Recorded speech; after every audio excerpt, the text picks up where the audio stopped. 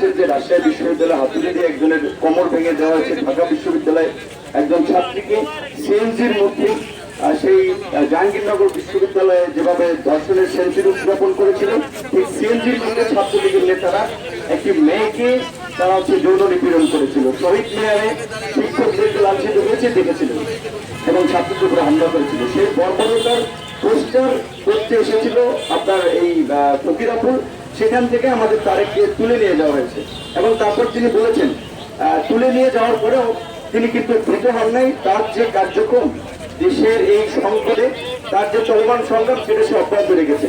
আবার 2020 সালে তিনি রিড করে গেল তারেকের গল্প।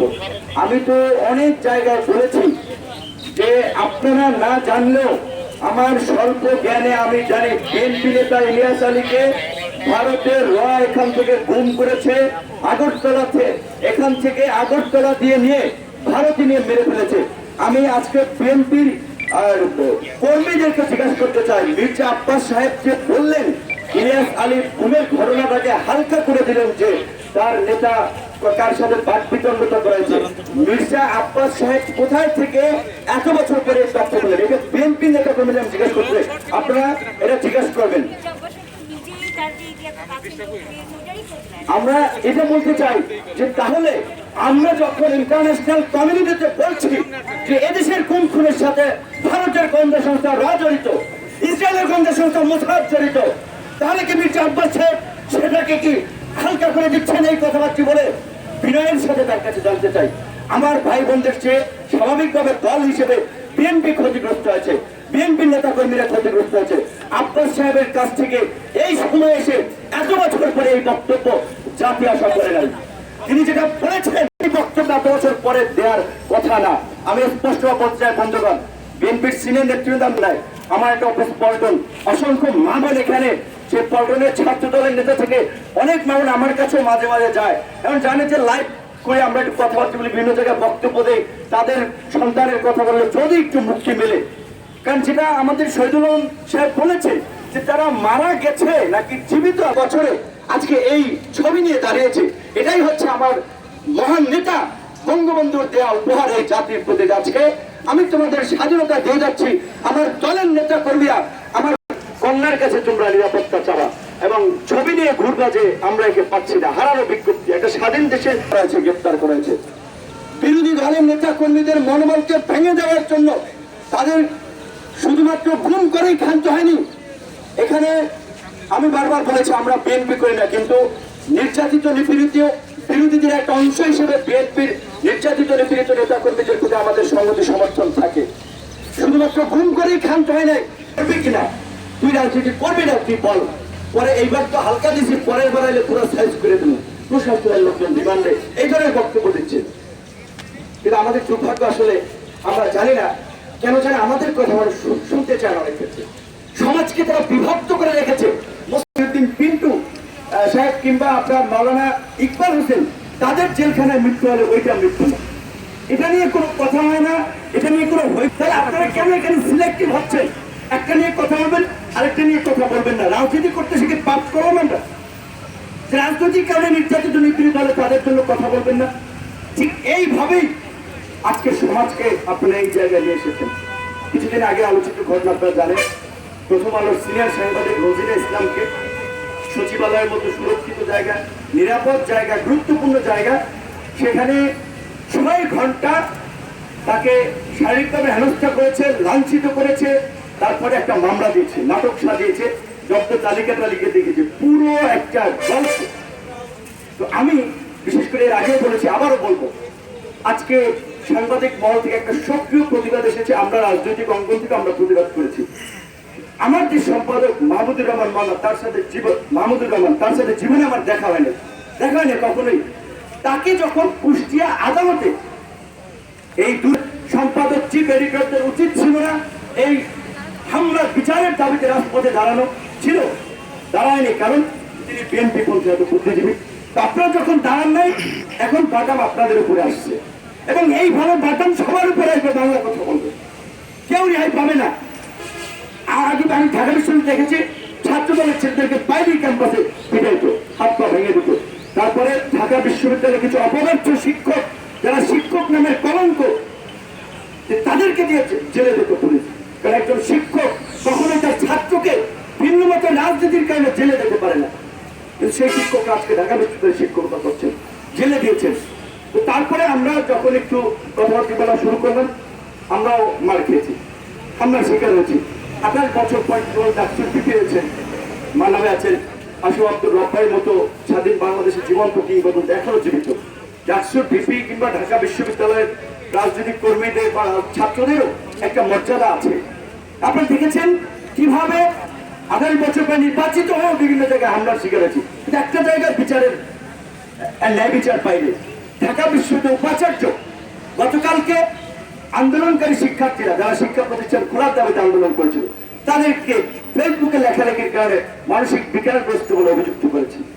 একটা ভাইস চ্যান্সেলর বিশ্ববিদ্যালয়ে কিভাবে এইরকম একটা কথা বলতে পারে? এর আগে তিনি কোরআন সংস্কার আন্দোলনের ছাত্রদেরকে জঙ্গি মোল্লা তালেবান মোল্লা অমরদের সাথে তুলনা করে বক্তব্য দিয়েছিলেন। দুর্ভাগ্য, এরা হচ্ছে জাতির তথাকথিত অভিভাবক। রাজশাহী বিশ্ববিদ্যালয়ের আরেকজনের কাণ্ড তো জানেন। যাই হোক, আমরা আপনাদেরকে একটা কথা বলবো, এতদিন ধৈর্য ধরেছেন, প্রত্যেকটি গুম খুনের বিচার, যেমন 50 বছর পরে যুদ্ধাপরাধের বিচার হয়েছে, বঙ্গবন্ধু হত্যাকাণ্ডের বিচার হয়েছে, আজকে এই যাদের সন্তানরা স্বজনরা বেঁচে আছেন, আপনাদের মধ্যে আবার আমরা আপনাদের পাশে থাকবো। প্রত্যেকটি গুম খুনের বিচার এদেশে হবে এবং এই গুম খুনের সাথে যে সমস্ত অফিসাররা জড়িত তাদের বিচারও হবে। লন্ডন আমেরিকায় বাড়ি দিলেও ওদেরকে ধরে আনা হবে। সেখানে তরুণ প্রজন্মকে বলবো, আমরা যেন এই গুম খুন নির্যাতন নিপীড়ন, এই বাকশালীদের নির্যাতন আমরা যেন ভুলে না যাই। এটাকে আগুন হিসেবে ভিতরে চালিয়ে রাখতে হবে। যখনই উপযুক্ত সময় পাবেন জেলে পুরে ছাড়খাড় করে দেবেন ওই দুর্বৃত্তদেরকে। ধন্যবাদ। পদক আমাদের সাথে সবসময় সংহতি প্রকাশ করেন ফয়জুল হাকিম লালা। আজকের এই সমাবেশে গুম হওয়া পরিবারের সদস্যদের প্রতি আমি জাতীয় মুক্তি কাউন্সিলের সরকারকে পরিষ্কার বলতে চাই যে গুম হওয়া পরিবারের সদস্যদের অবিলম্বে তাদের পরিবারের নিকট ফিরিয়ে দিন। যেসব গোপন জেলখানা রেখেছেন, যেখানে গুম হওয়া লোকদেরকে আটক রাখা হয়েছে, সেখান থেকে তাদের ছেড়ে দিন। আরেকটা জিনিস আমরা এখানে বলতে চাই, সেটা হচ্ছে বাংলাদেশে পুলিশের হাতে অসম্ভব আটক অবস্থায় নির্যাতন করে, এমনকি তারা বিচার বহির্ভূত হত্যা করে। আপনারা জানেন, ক্রসফায়ারের নামে যখনই এর বিরুদ্ধে কথা উঠেছে বিচার বহির্ভূত হত্যার মধ্যে, তখন গুম শুরু হয়ে গিয়েছে। আজকের দিনে দাঁড়িয়ে আমরা পরিষ্কার ভাবে বলতে চাই, মায়ের এই জাত যে সরকার শুনতে পায় না, তাদের কান্না শুনতে পায় না, একে প্রতিবাদে পরিণত করতে হবে। যেসব রাজনৈতিক দল গুমের বিরুদ্ধে কোনো কর্মসূচি নেন নাই, পুলিশি জুলুমের বিরুদ্ধে কর্মসূচি নেন নাই, এই পুলিশি রাষ্ট্রকে উচ্ছেদের কল্পনা করেন নাই, ফাঁসিবাদী সরকারের আনার জন্য ঐক্যবদ্ধ হন। গুম হওয়া পরিবারের প্রতি আবারও আমি জাতীয় মুক্তি কাউন্সিলের পক্ষ থেকে গভীর সমবেদনা জানাচ্ছি। আমি সেই অনুষ্ঠানে ছিলাম।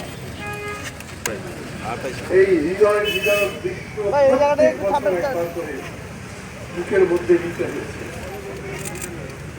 এখানে হাজারা বেগম নাই, ওনার মেয়েদের জিজ্ঞেস করছিলাম, উনি এখন অসুস্থ, আর মেয়েদেরকে খুব চাপড়াচ্ছিলেন আর বলছিলেন প্রধানমন্ত্রীর উদ্দেশ্যে যে আমরা আমাদের হারানো স্বজনকে ফিরে চাই, তাদের খবর জানতে চাই।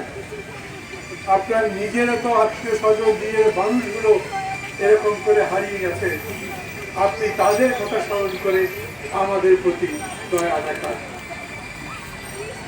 আমি শুরুটাই এখানে কথা বলি, এই অনুষ্ঠানের আগেও আমি বলেছি, যতবার আসি, আজকেও দেখেছেন বাচ্চা এক বক্তৃতা রেখেছে।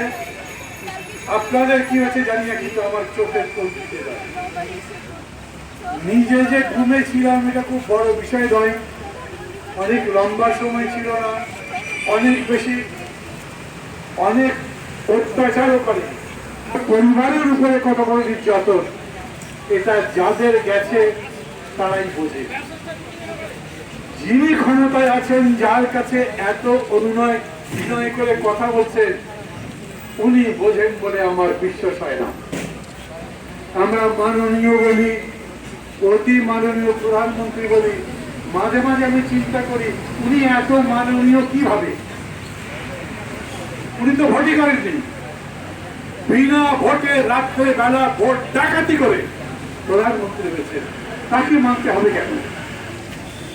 ঢাকায় পড়েছি তাই মানি, না মানলে পারছি না তাই মানি, না মানলে তাকে সরিয়ে দেবো সেই রকম সত্যি এখনো হয়নি তাই মানি, কিন্তু প্রতিবাদ করবার মতো সাহস তো হয়। আমি ওনাদের এরকম কথা বলেছিলাম, এই ধরনের অনুষ্ঠান পুরানা ভিডিও করেন, সারা দেশে ছড়িয়ে দেন, সারা পৃথিবীতে ছড়িয়ে দেন। ওদেরকে জিজ্ঞেস করলে ওরা বলে একজন স্বরাষ্ট্রমন্ত্রী আছেন, বছরের পর বছর উনি আছেন, আগে জানতাম মানুষটা ভালো, এখন খারাপ বলবো না, কিন্তু তাকে যখন গুণ নিয়ে জিজ্ঞেস করেছে তখন তিনি বলেছেন আমাদের দেশে গুণ টুম বলে কিছু নাই, কিছু লোক ব্যক্তিগত কারণে জমি জমার ঝগড়ায় প্রেমে ব্যর্থ হয়ে লোক চক্ষু থেকে দূরে সরে যায়, এগুলি নিয়ে সবাই কথাবার্তা বলে। ধিক্কার জানাই ওকে, সরকারকে।